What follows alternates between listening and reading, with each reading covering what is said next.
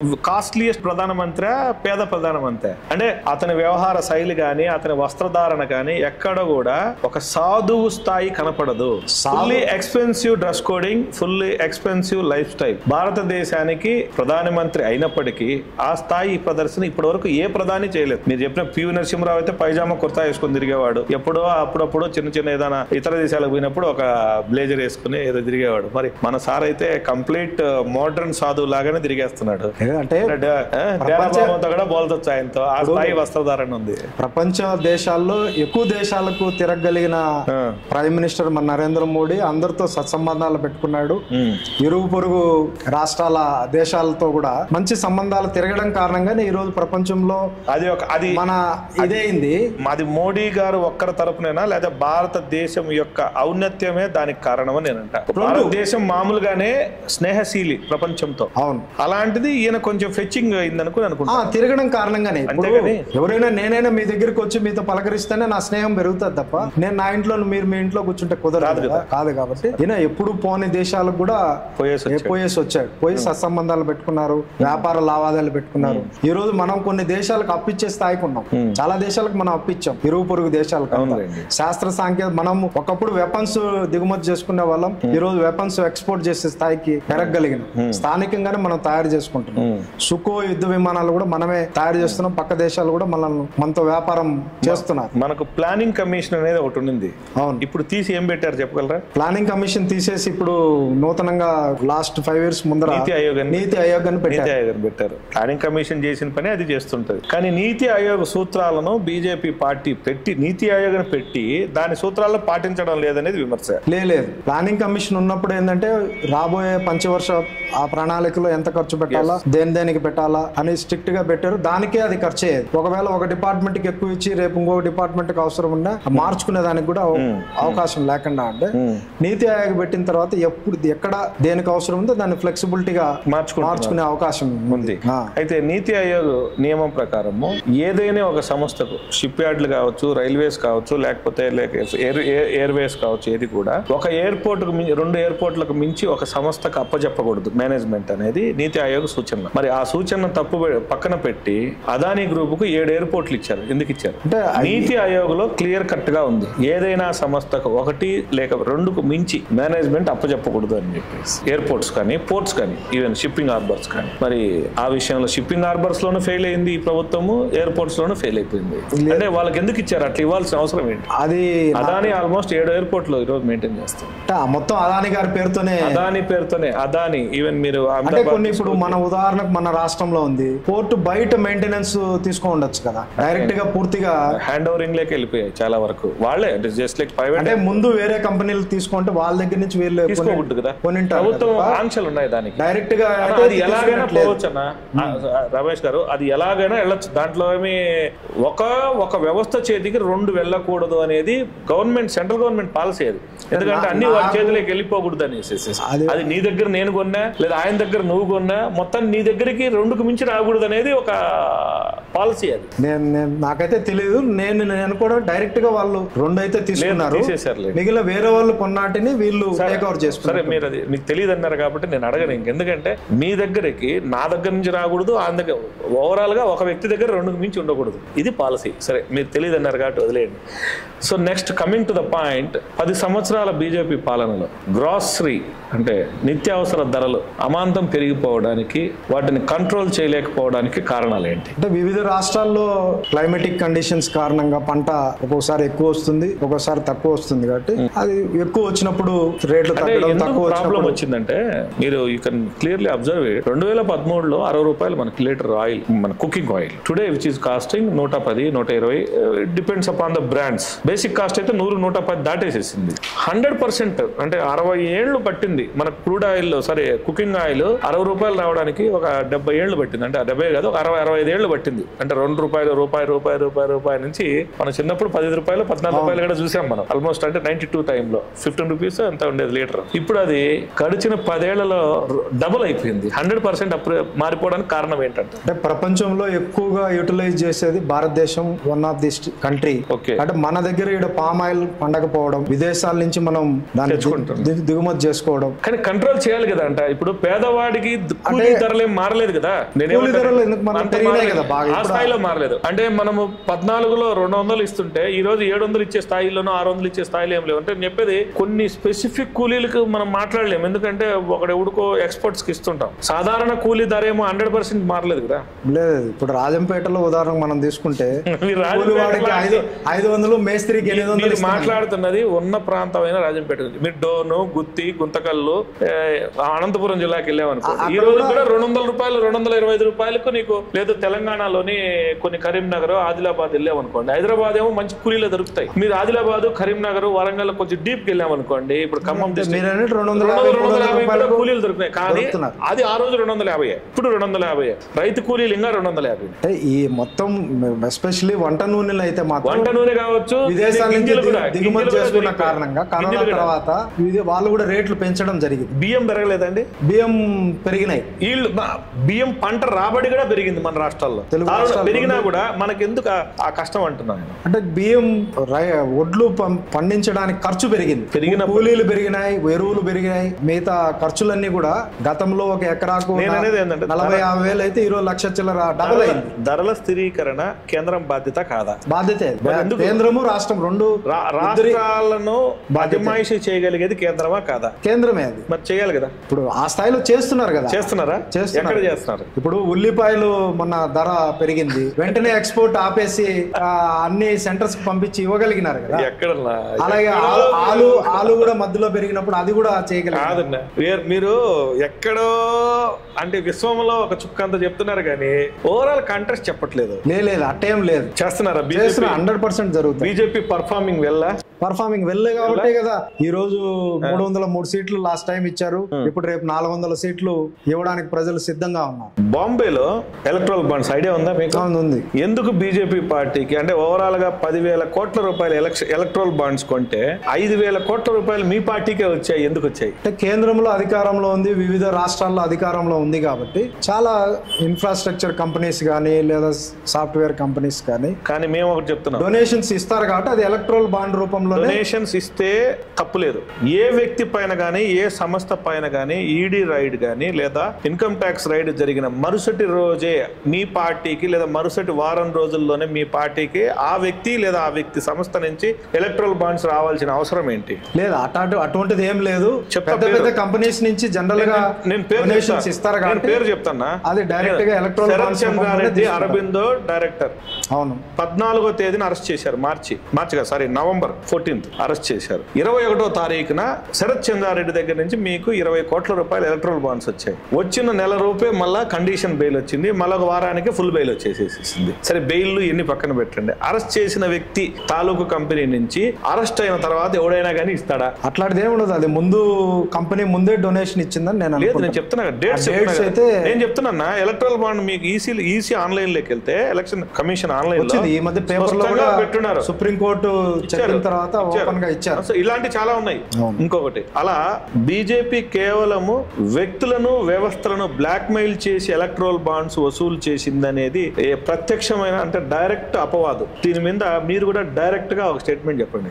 లేదు, అటువంటిది ఏం లేదు. భారతదేశంలో మోడీ గారి వచ్చిన తర్వాత వారి పరిపాలన చూసిన తర్వాత అనేక కంపెనీలు గాని ప్రజలు గాని స్వచ్ఛందంగా డొనేషన్స్ ఇస్తున్నారు. పార్టీ పిలుపు మేరకు నమో యాప్ అని ఒకటి యాపే క్రియేట్ చేసి దాంట్లో వాటి గురించి డొనేషన్ ఐటమ్ కూడా పెట్టారు. వాళ్ళు ఎంత ఇచ్చినా ఎలక్ట్రల్ బాండ్స్ లో 10% లేదులే కానీ 2014 మార్చిలో Bharatiya Janata party account balance కావచ్చు లేదా మీ యొక్క ఓవరాల్ అసెట్స్, బీజేపీ అసెట్స్ 780 కోట్లు. 2023 మార్చిలో మీ అసెట్స్ 7,850 కోట్లు. ఎక్కడి నుంచి వచ్చి కంపెనీలు డొనేషన్ బ్లాక్ మెయిల్ చేసే కదా? లేదు, కంపెనీస్ అన్ని ఒకప్పుడు కాంగ్రెస్ కు, కమ్యూనిస్టులకు మీరు పాత రికార్డ్స్ చూడండి. కాంగ్రెస్ కూడా అన్ని వేల కోట్ల అధికారంలో ఉన్నప్పుడు ఇచ్చిన వారు చేసిన పాలసీ మీరు చేస్తున్నారు అంటున్నాం. మేమేమి కమ్యూనిస్టులు కూడా ఒకప్పుడు రిచెస్ట్ పార్టీగా కమ్యూనిస్టులు అనుకునేవారు. భారతదేశంలో ఏ జర్నలిస్ట్ కొన్ని వారి ఓన్ మీడియా సంస్థలు తప్ప ఇండిపెండెంట్ జర్నలిస్టులు కానీ లేదా ఇండిపెండెంట్ న్యూస్ ఛానల్స్ కానీ కాంగ్రెస్ ను సపోర్ట్ చేయట్లేదు, బీజేపీని సపోర్ట్ చేయట్లేదు. ఆ రోజు వాళ్ళు చేసిన ఏదైతే ఎదిరించిన వాళ్ళ మీద కేసులు పెట్టి జైల్లోకి వేసారో మీరు అదే చేస్తున్నారు కదా. లేదు, ఎక్కడ కూడా మేము ఏ జర్నలిస్టును జర్నలిస్ట్ గురించి చెప్పలేదు. ఇండస్ట్రియలిస్టులు ఏ ఇండస్ట్రియలిస్ట్ అరెస్ట్ చేస్తాం మేము ఎక్కడ చేయలేదు. ఇప్పుడు వాళ్ళు చేసిన ఇప్పుడు ఢిల్లీ లిక్కర్ స్కామ్ లో వాళ్ళు తప్పు చేశారు. ఢిల్లీ లిక్కర్ స్కామ్ అది 100 కోట్లు వర్త్ ఎంత ఓవరాల్ 100 crores అది వాళ్ళ డీల్ అంతే. Delhi liquor scam overall worth 100 crores అయితే మీ పార్టీకి శరత్ చంద్రారెడ్డి ఇచ్చింది 30 కోట్లు. ఓవరాల్ స్కామ్ అంతా 100 కోట్లు అయితే మీ పార్టీకి ఆయన అరెస్ట్ అయిన 5 రోజుల్లోనే ఇచ్చిన డబ్బు అని తెలుసా? 30% ఆఫ్ ది స్కామ్. వారు శరత్ చంద్రారెడ్డి అంటే ఆయన పక్కన పెట్టినా చాలా మంది నేను I'm not talking about a specific person. 100 కోట్ల స్కామ్ జరిగితే మీ పార్టీకే 30 కోట్లు ఇచ్చి ఉన్నాడు కదా. అంటే నేనేమంటున్నానంటే ఓవరాల్ గా పార్టీలు ఏది జరిగినా ప్రజల మీద పడే బతుకుతున్నాయి కానీ ప్రజల కోసం పడలేదు, ఏ పని చేయట్లేదని నా విమర్శ. లేదా తప్పు.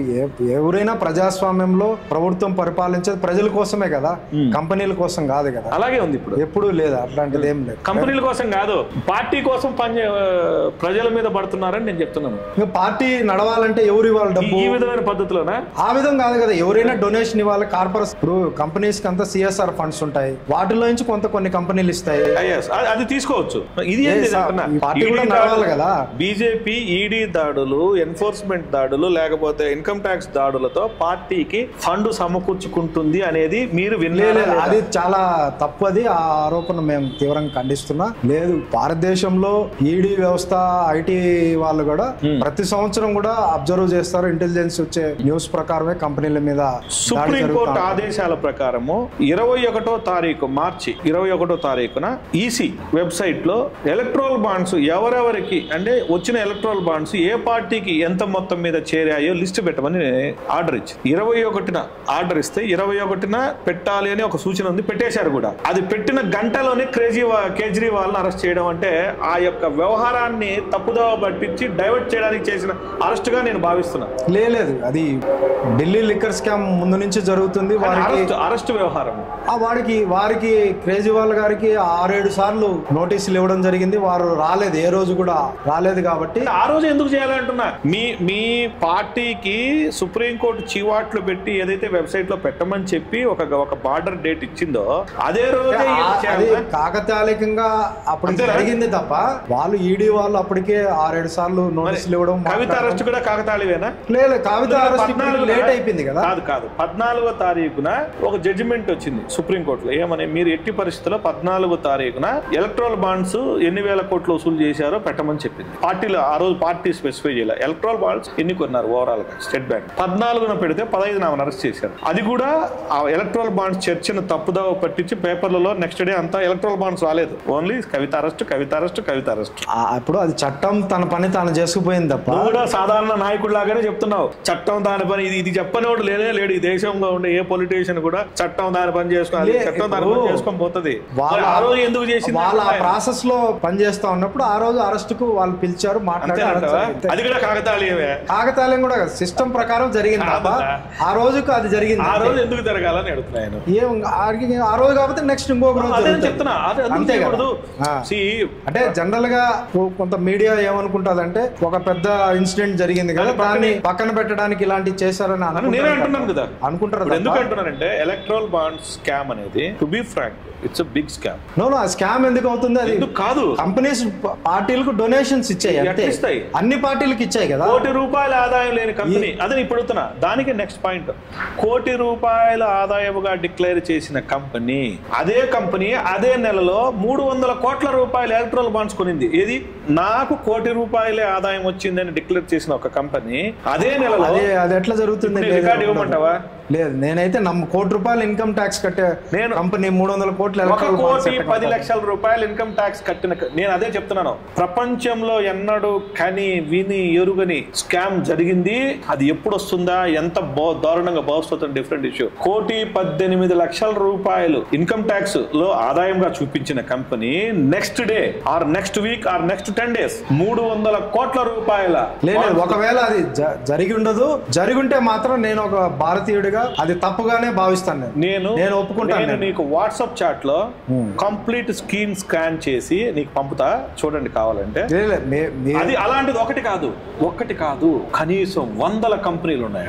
ఒకటి కాదు 100 కంపెనీలు నేను రాసిస్తా. సరే, తర్వాత విషయం ఇలా జరిగి ఉంటే మీరు అది క్రైమ్ అని యాక్సెప్ట్ చేస్తారా? ఖచ్చితంగా ఒక భారతీయుడిగా నేను క్రైమ్ కింద యాక్సెప్ట్ చేస్తాను. జరిగింది ఇట్లా. ఒకటి కాదు, ఇంకొకటి ప్రధానమైంది. మిమ్మల్ని ఇలానే అటాక్ చేయడానికి కారణం ఏంటంటే ఏమనుకోకండి, ప్రజల ప్రజలకు నిజాలు తెలియాలని ఖచ్చితంగా ఒకటి. రెండోది గోమాంసము లేదా మీట్ గురించి ఏదైతే బీజేపీ పార్టీ ఎప్పుడూ కొట్లాడుతుంటుంది. అవును. ఇలాంటి గోమాంసం వద్దు, లేదా ఏదో గేదెల మాంసం కావచ్చు, ఏదో పశు మాంసాన్ని ఆవు మన పవిత్రమైన జంతువు, భారతీయులు పూజించేది కాబట్టి పోయొద్దు అని చెప్తారు. ఆవును ఎద్దులను ఆవు అనేది గోమాత, నంది మన శివుని యొక్క వాహనం ఏదో మనకు ఒక ఫీలింగ్ ఉంది.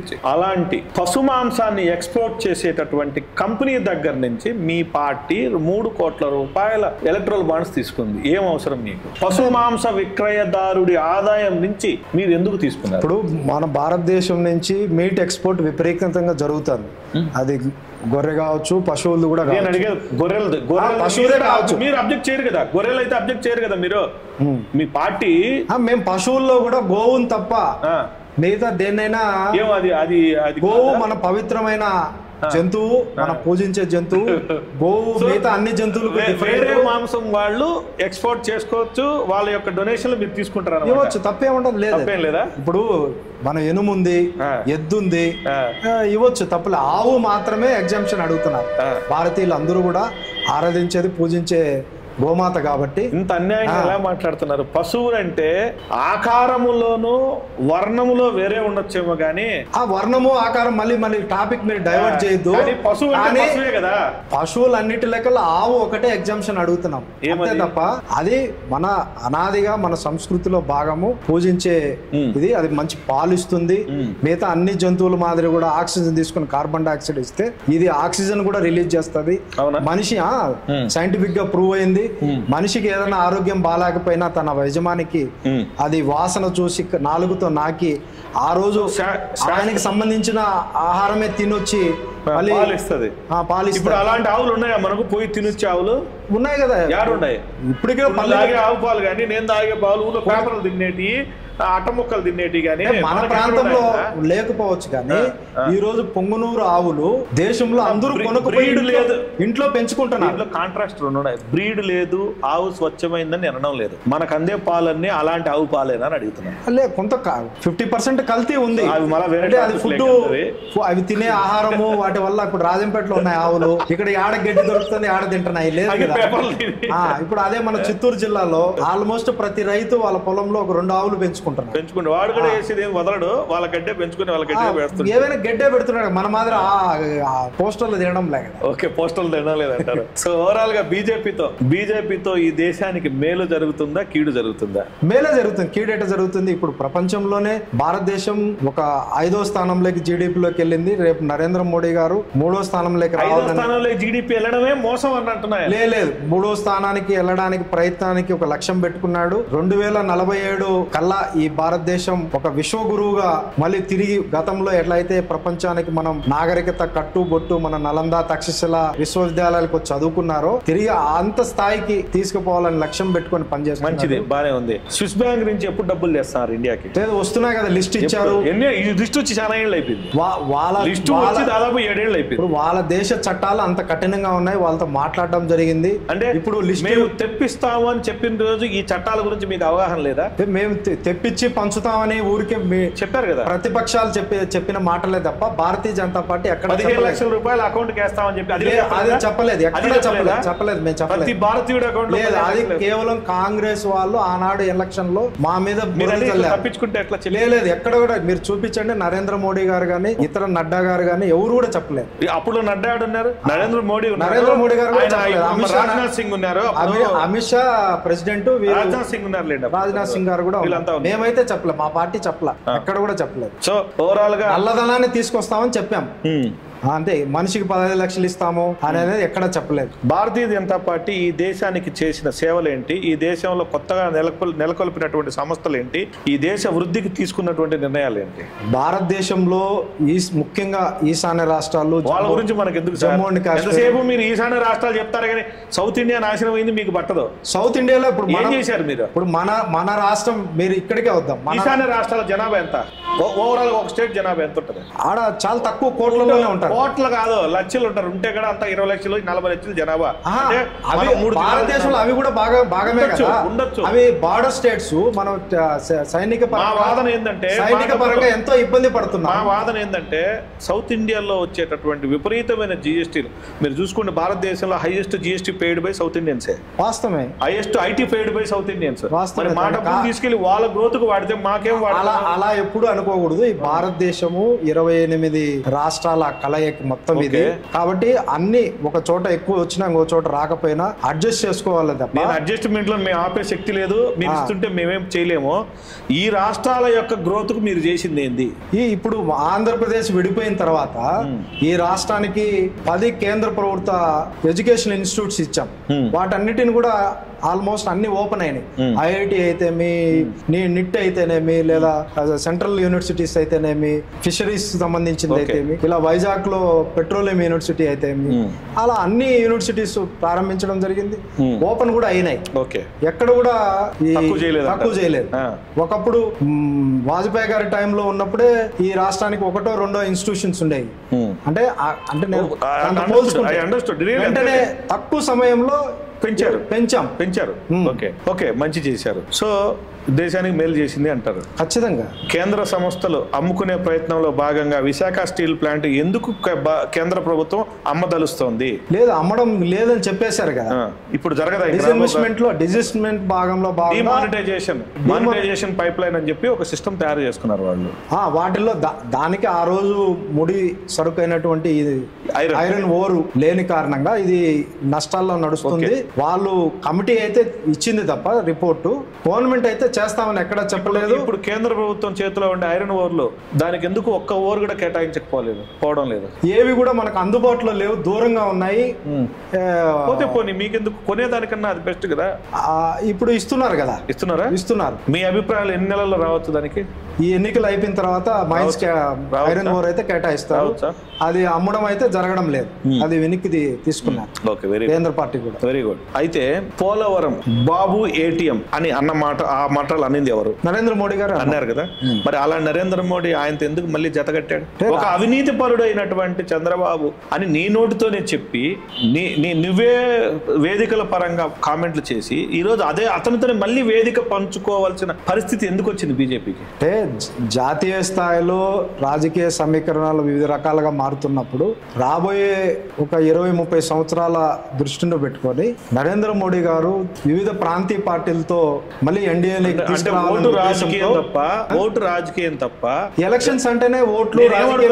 మీ నోటితో మీరే ఇతను తప్పుడు విధవ, ఇతను తప్పుడోడు, ఏటీఎం గా మార్చుకున్నాడని మీరే అన్నారు. మేము ఆ రోజు నరేంద్ర మోడీ గారు విజయవాడకు వచ్చిన సందర్భంలో మాట్లాడుతూ పోలవరాన్ని చంద్రబాబు నాయుడు ఏటీఎం గా వాడుతున్నారు అని మాట వాస్తవమే. మేమేమి అనలేదని ఏం చెప్పాలి. ఎందుకు కలిసారంటున్నా? అదే చెప్తున్నాను కదా. దేశంలో రాబోయే ఇంకొక 20-30 సంవత్సరాల దృష్టిని పెట్టుకొని వివిధ ప్రాంతీయ పార్టీల గతంలో మాతో ఉన్నారు, వాళ్ళు తిరిగి వెళ్ళిపోయారు. కాబట్టి వెళ్ళిపోయిన వాళ్ళందరినీ కూడా తిరిగి మోడీని చంద్రబాబు నాయుడు ఏ స్థాయిలో విమర్శించాడు గుర్తున్నా ఉందా మీకు? ఒక మాట అనింది, ఇంక వేరే అంత స్థాయి మోడీ గారిని చంద్రబాబు ఎన్ని రకాల అవమానకరమైన మాటలు మాట్లాడే గుర్తుందా? ఉంది. చైనా గుర్తు చేయనా వద్దా? లేదు, అన్ని ఇంకా అసహ్యంగా ఉన్నాయి, చాలా మాటలు మాట్లాడారు. మరి ఎందుకు మీరు ఇంకా బాధ కలగలేదా వాళ్ళతో కలిగి కూర్చోవడానికి? అదే ఆ రోజు మేము అదే స్థాయిలో చంద్రబాబు నాయుడు గారు కూడా మేము విమర్శించడం జరిగింది. వారి దిష్టి బొమ్మలు కాల్చాం, వారిని అన్ని విధాలుగా అటాక్ చేయగలిగినాం కదా. రాజకీయం కోసం ఎవరితోనైనా జత కడతారంటారు. మళ్ళీ ఎన్ని తిట్లు తిట్టించుకుని ఎంత అవమానపడి కూడా రాజకీయాలు అన్నప్పుడే ఆపోజిట్ పార్టీలో ఉన్నప్పుడు విమర్శించుకోవడం జరుగుతుంది, కలుసుకున్నప్పుడు మళ్ళీ ప్రేమించుకోవడం దేశంలో కామన్ గా జరుగుతూ ఉంటాయి అంతే. ఇంకా దాన్ని లోతుకు పోయినా కూడా ఏముండదా?